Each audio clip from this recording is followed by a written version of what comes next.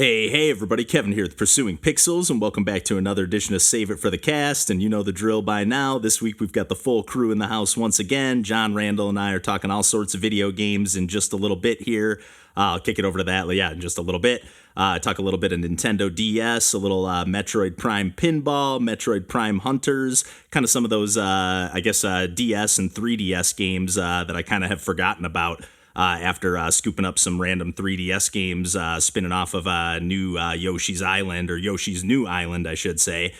We talk a little, I've been watching a whole bunch of videos from SNES Drunk recently, so we kind of talk about some of the stuff that I've just been seeing on some of his random videos. We talk a little Nintendo Labo, little Game Builder Garage, and Dreams. Just kind of reminiscing all sorts of random video game stuff all over the map in two separate chunks of conversation here. So I'll kick it over, like I said, to John, Randall, and I here in just a little bit. But yeah, on to some of the stuff that I've been playing lately. I've been having a whole bunch of fun with a couple of neo-retro arcade, style games lately. Been having a lot of fun with a game called Silver Bullet that's actually technically not even out yet. It comes out the day before Halloween, but the folks over at Flynn's Arcade Publishing were kind enough to send this one our way. I'm pretty sure I've given them a handful of shout-outs over the last year or so, maybe even a couple of years on the podcast. Ever since they started publishing games on Nintendo Switch, they've been kind enough to send quite a few of them our way. And the last couple of them have been not necessarily bad games, but just didn't quite grab me as much as the first handful that they sent over our way. And I've actually picked up a few myself just because I couldn't wait or didn't, before we were talking with them a little bit here and there. But now they're pretty much regularly, whenever they have a new game coming out, they ask hey, are you interested in checking this one out? And if it looks up my alley, I'm like, yeah, sure. So this game called Silver Bullet is a very Wild Guns inspired kind of run and gun gallery shooter, hybrid, where it's more kind of single screen arcade action. There is sometimes some scrolling and whatnot, but then you have a character on the bottom of the screen, and then you're controlling your cursor either with the right stick if you're playing dual stick controls, or it can control just like it did, in Wild Guns, where you're kind of moving your character left and right with the, regular left stick. And then if you hold down the fire button, you kind of stand in place. And then that allows you to also move your cursor around and aim.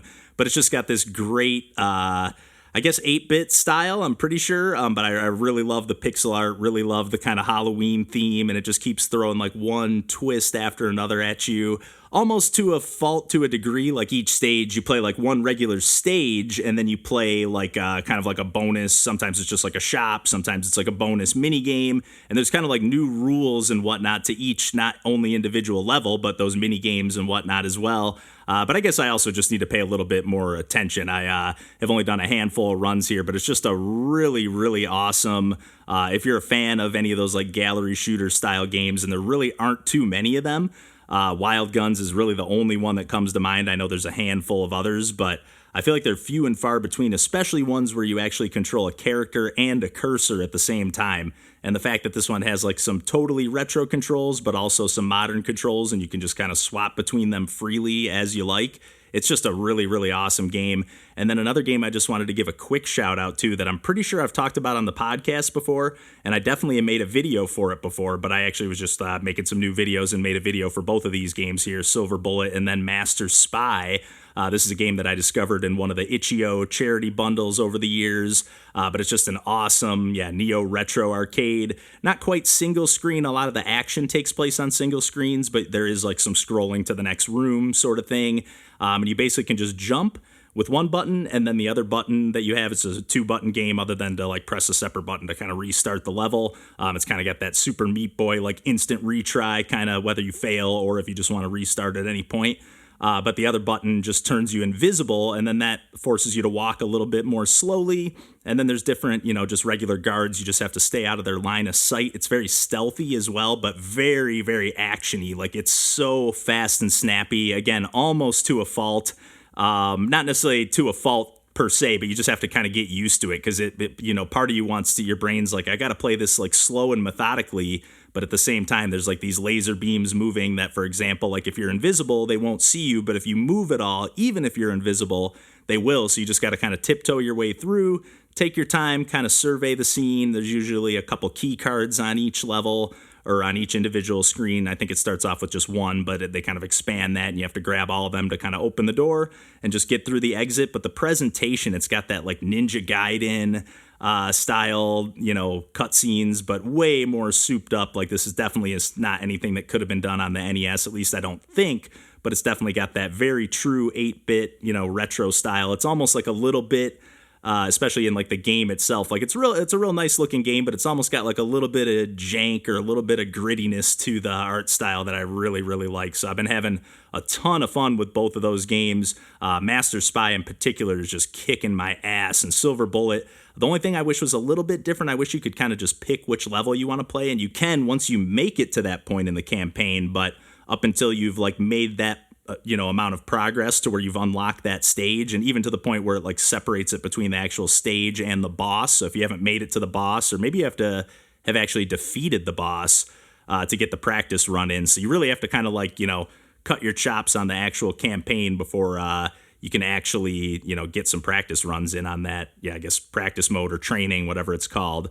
And then otherwise, the main stuff that I've been playing, or actually the only other stuff that I've been playing, I, for whatever reason, decided to fire up the Mega Man Legacy collections, and particularly like the part 2 of both the like regular collection and then the X collection, just because I have both of those games physically on Nintendo Switch, and it has like the part 1 on the actual cartridge, but then you had to like download part 2, and I was like, you know what, I'll just reinstall those. For whatever reason, I've never really checked out like the later games in either of those series, and for whatever reason, it just kind of popped into my head. I was like, wasn't Mega Man X 7 or 8 or one of those on PlayStation 2 like in 3D? And I was just kind of curious to fire these up, and I only played just a tiny bit of 7, which was originally on the Super Nintendo, and then I mainly played a little bit of 8, which is like hit or miss. Like I played one stage that was like almost the entire stage, or at least more than half of it was like an actual like shoot 'em up, which was really cool. You're like riding on your RC or rocket, whatever. I always forget the name of your little dog helper, but I think it's RC, and then you can pick up a few other of your like helper friends along the way as various pickups that just keep leveling you up.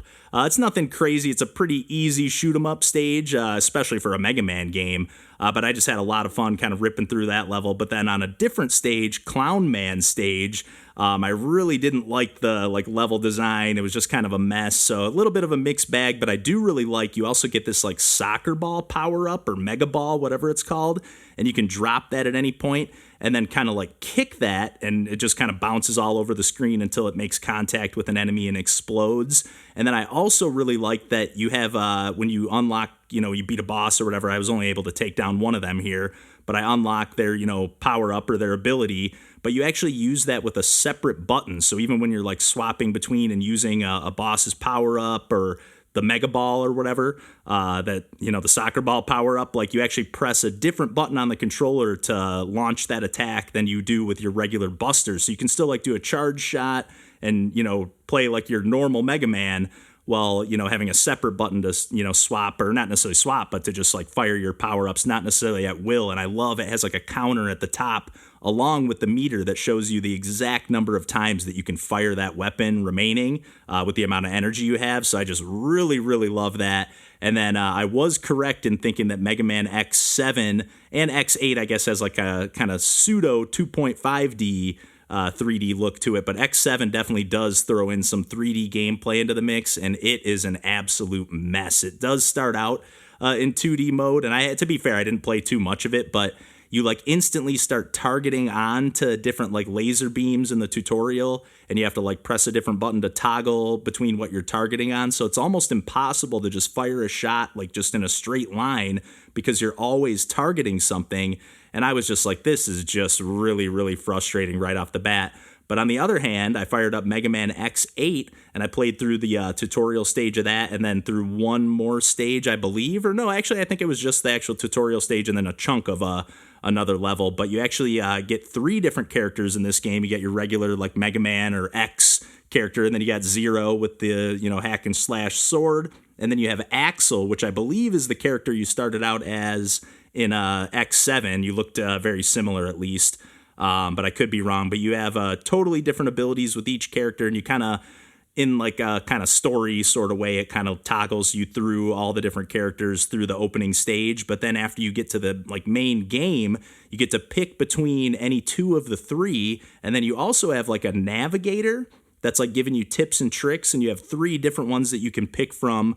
One that'll give you like tips on the boss and whatnot and different enemies. One that'll give you hints on different secrets along the way on the levels, and you can, I think, switch that out at will every time you dive into a level, both for the characters you're bringing in and for the navigator. And then it's got that 2.5D, like very reminiscent of Klonoa, if you're familiar with any of those games. But I was really having a lot of fun with this one. It's like a little bit janky, but nowhere near to the level of the tiny bit that I played at X7. I definitely think I'll be coming back to both Mega Man 8, maybe, and definitely Mega Man 7 as well, but most likely Mega Man X8 out of the bunch. I just really, really was loving the vibes on that one, just all around. The presentation, just everything about it. A little bit clunky on like the animations of like the, the running of the characters or your dash. I don't know, just something about it was like a little bit stiff or something like that, but I was really into it, and I'm excited to dig into some of these Mega Man games. I've always been a pretty big time fan of the series ever since having Mega Man 5 on the Nintendo. I think it was my first one, and then I would play 2 and 3, I think, over at my cousin's house, or maybe it was the original 2 and 3. I don't know, some combination of those early ones on the NES, but it's definitely cool to see how Mega Man's evolved over the years. But yeah, I think I've done more than enough rambling here, and I'll kick it over to John, Randall, and I for a couple chunks of some more video game talk coming up. And until next week, we'll catch you then, and take care.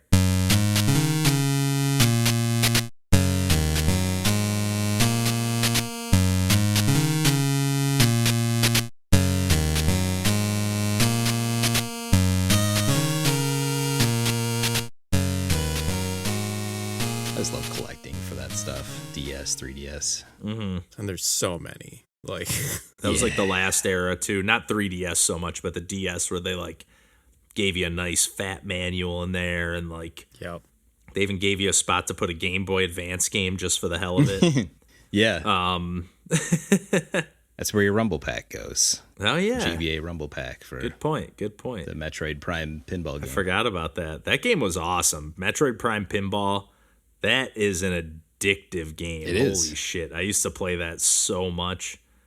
Oh man, I love that game. I love any video game pinball where they like just let you play a little bit of non-pinball in the game, if that makes sense. Like those segments where like Samus like locks into the center of that like little circle or whatever, and then you just have like you're basically and you're basically just like a turret, just firing at the enemies coming at you. But it's just like, I don't know, just mixing up the gameplay so that you're not just playing pinball, and even if you kind of suck at pinball, you can like, okay, I can rack up some points just mowing down these enemies for a second.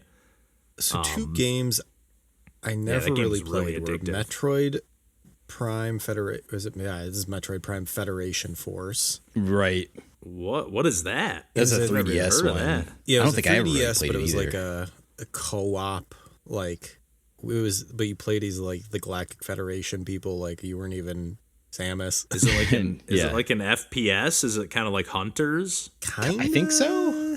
Like and that was the other one. I was trying to think of like I never actually got the full version of Metroid Prime Hunters, but like I remember people really liked that game. I did either. I liked the demo a ton. Same. Yeah.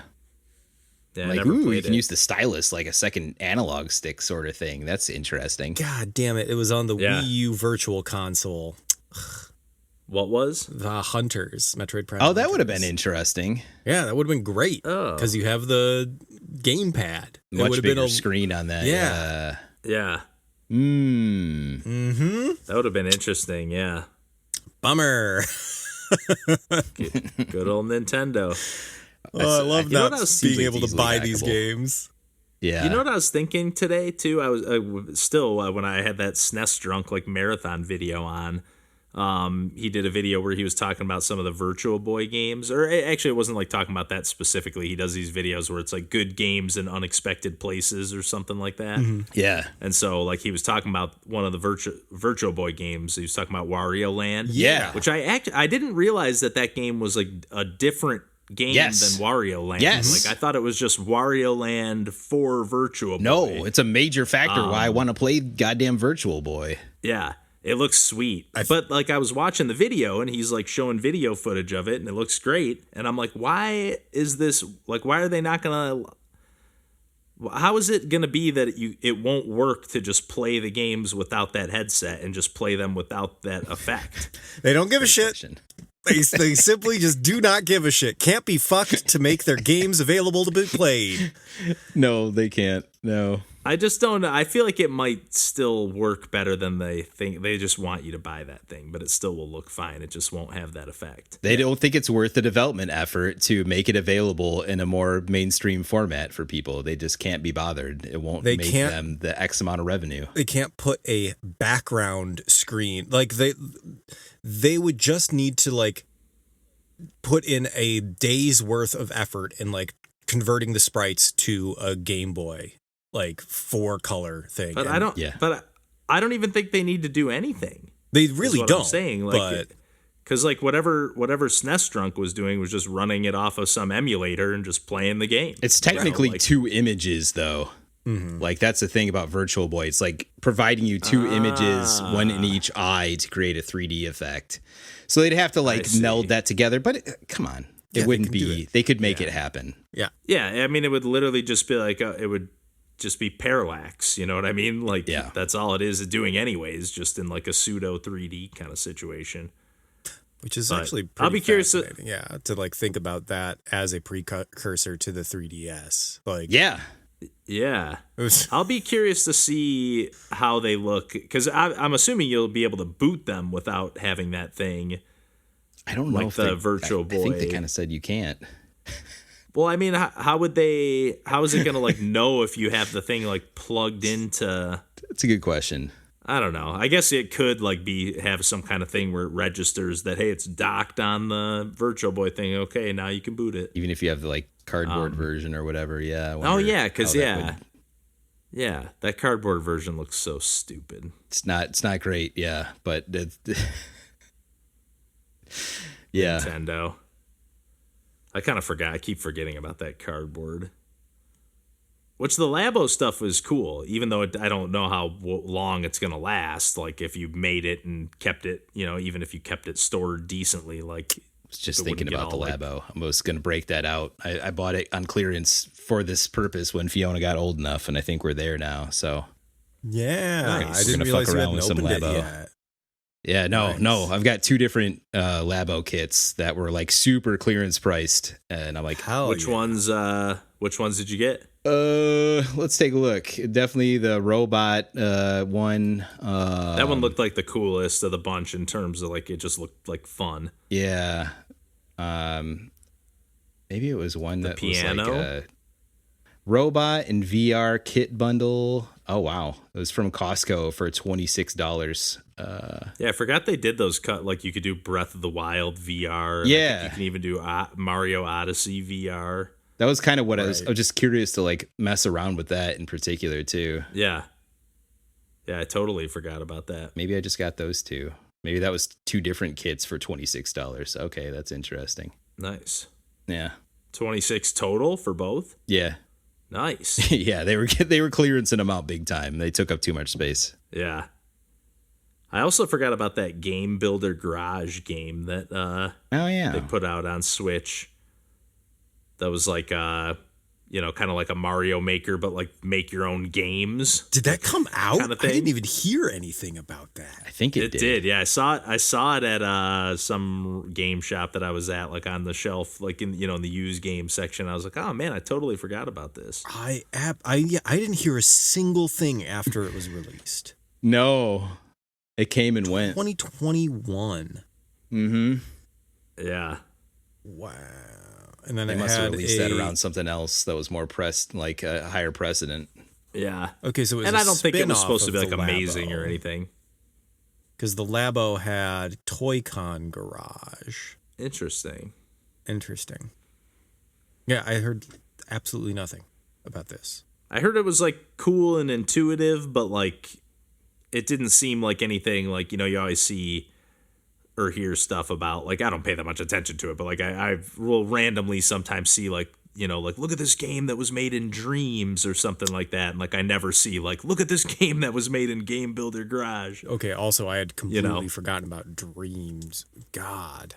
Yeah. When did that people make some crazy shit in that. Because Game Builder Garage was 2021. That's so recent. Dreams was probably before that. Dreams was probably a little bit before that. I'm trying to think of I don't know for sure.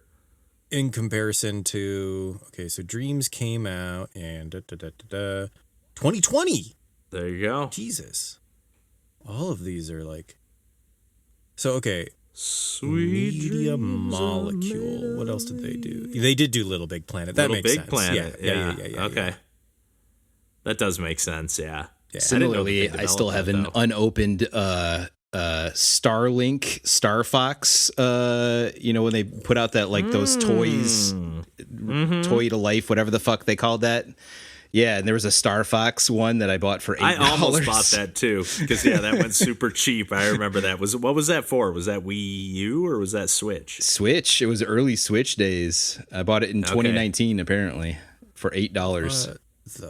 Good Lord. Yeah. Like, worth it alone. I mean, the toy alone is worth the $8. It's kind of what I thought. Like, decent. I could fuck around with this and see, and at least it's Star Fox. Put it on a shelf. This is so wild. Like, I remember all of these games, but like at the same time, I was like, I don't remember them. Like, I know. There's they too just many games. Slid right out of my memory. It all came and went. There's too many damn games. There is too many damn games. But yeah, I completely forgot about Starlink. I can make $10.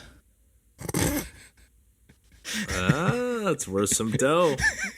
18 whole bucks complete, baby. Oh no, 20. It's technically unopened, so I can make 12. I was gonna say yours is sealed, baby. Yeah.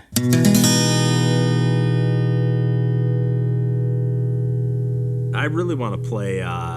Not to just keep going back to the SNES Drunk videos that I had on in the background, but like, and I think I mentioned this before, but like, people have done these like improvement patches to Super Nintendo games. So like, you can play stuff like Gradius with like essentially no slowdown. Gradius 3 with that like would no be a slowdown. very good candidate with something like that. Yes. And one of the most impressive Gradius 3. Yeah, it looked awesome. It was like, this is like a totally different game. That would be it just really looks cool. like a smooth running game that like, oh, you're not, I don't know, it just feels like all of a sudden this is like an amazing shoot 'em up instead of just this like super slow motion.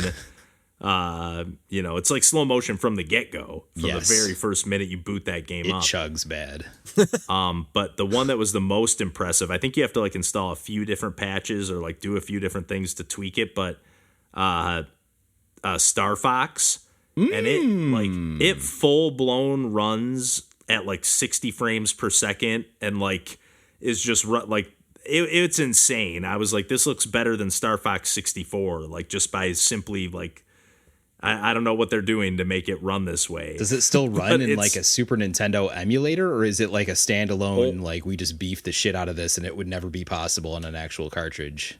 It only runs in the emulator, but like you wouldn't be able to like put it on a flash cart and then play it on your Super Nintendo. Gotcha. But it like, cause it's doing something where it's like duplicating the Super Effects chip somehow, or I don't know what it's doing. It's something to the effect of like just amplifying the power of a few different things and like allowing it to just run like absolute butter. I mean, it looks amazing. That'd be fun to play that game in particular, souped up. Yeah. It made me think, I was like, is this what it felt like on like the computers they were playing it on? Maybe like, I doubt it, because computers like weren't that, they still ran stuff like, playing games on a computer back then still kind of ran like that too. Yeah. But it just made me wonder, like, man, did it feel like this when they were developing it? Because like, it's got to be interesting to think about those games being developed with potentially the team not seeing the slowdown until they actually ran it on Super Nintendo hardware. I don't know how that kind of stuff works. Yeah. If you're doing it on a computer and then porting it after the fact, or I don't know. It gets so funky, especially in the like 8-bit and 16-bit eras with all like those custom chips that manufacturers were making for one-off games and stuff. Yeah. Yeah. There's some cool stuff too with like I forget what the features are called, but it's like you can like put it on like for Mario Kart or Pilot Wings, where it like does this super smooth Mode 7 scrolling where like, I don't know, it just makes it look a million times better. It's awesome to see those. I've seen a lot of that even too, in like, with like CD like audio and stuff like that onto cartridge games that you could then put on your like flash drive for Super Nintendo or Sega Genesis and get a lot more that way too. I've seen that too. Yeah. Which is more to me. I actually think I think SNES Drunk said the same thing in the video, but like to me, it's like cool, but then it's more of like a novelty because it's like it doesn't. It feels like out of place. It's like this like real sounding CD quality music on a Super Nintendo game. I'm like, just something just feels off. Yeah, that in particular would be a little odd compared to like the Genesis. At least you could be like pretend you have a Sega CD or something, and or Turbo. You know, you could be like, oh yeah, I got the Turbo Duo. Yes, exactly. Because that was weird. The first time I played some of those Turbo Duo games that I bought on Virtual Console, like Dynastic Hero, I think was one of the ones I played a lot of, which was basically Wonder Boy 3. Yep. Reskinned. Not to overcomplicate that naming convention. Oh my God, that's one of the most complicated examples alone, right there. Yeah. Which, speaking of like the kind of series that's before that, Adventure Island, I just listened to a podcast where they were talking about Super Adventure Island 2 on Super Nintendo. Oh yeah, it's like that more of like an action-y game, right? Yeah, it's supposed to be even like a little bit Metroidvania-y, like a little more Monster Boy, Monster World-ish, or Wonder Boy Monster World-ish. I should check I think it's out. like a little more, like they were even comparing it a little bit to like Zelda 2, and there's like random battles on like an overworld map, and I should definitely check that game out. It sounded pretty cool, and it just looks, I don't know, I like the pace of those Wonder Boy games a lot. Like they're just so like leisurely. Yeah. And I feel like I just love how like bright and colorful they are too. So, and Adventure Island had that a little bit, but I didn't like how like every level was like basically an auto scroller. Yeah. So to think of it not being that way, I'm like, okay, I could play this. I love New Adventure Island on TurboGrafx though. I think that's a great game. It is still the auto scroller, but I just think it's a really good one of those. Okay. Yeah. If it's done right, like it feels good to play and it's pretty. Yeah, like I've been playing that Ninpek on UFO 50 a decent amount. Like every time I fire up my Switch, I'm just like, let me play it's like that auto-scrolling ninja platformer. What's it called again? Where it's like Ninpek. Ninpek. Ninpek. Got it. It's up to 2 players. It's just kind of like it just really slowly scrolls, and you're just like throwing your shurikens, and like I just keep picking it up to be like maybe I'll beat it today, and I'll just play like 2-3 runs, and then maybe play something else or just jump to a different game. Yeah, you got to be locked in playing that. Although that one grabbed me too. Like when I was just trying out games, I stuck on that one for a little while. But I was like, man, you better be locked in to have any level of success in this with the auto scroll and everything going on. Yeah, you can really quickly just start draining lives, like, and you can just like drain 3 in 5 seconds just by being like, oh whoops, the game over. It's over. Just like shit. Yeah, that game's brutal. It's good stuff. They all are kind of brutal. Oh yeah, UFO 50. Oh, they definitely are. Yeah, they're not pulling any punches on like any of those games.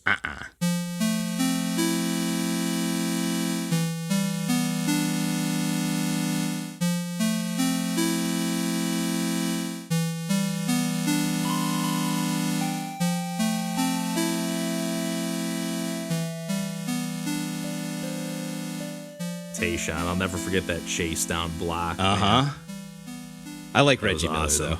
Reggie Miller's a dick too, but I like Reggie. Yeah, like Reggie seems like if we're talking assholes. another guy that won't put himself in video games. Reggie Miller, man. Apparently it's a newer thing, but he's like not in any video games. He's not. He's not. Rashid's not. There's a handful of those guys that aren't. Barkley's another one. Another likable asshole. Yes, Charles Barkley.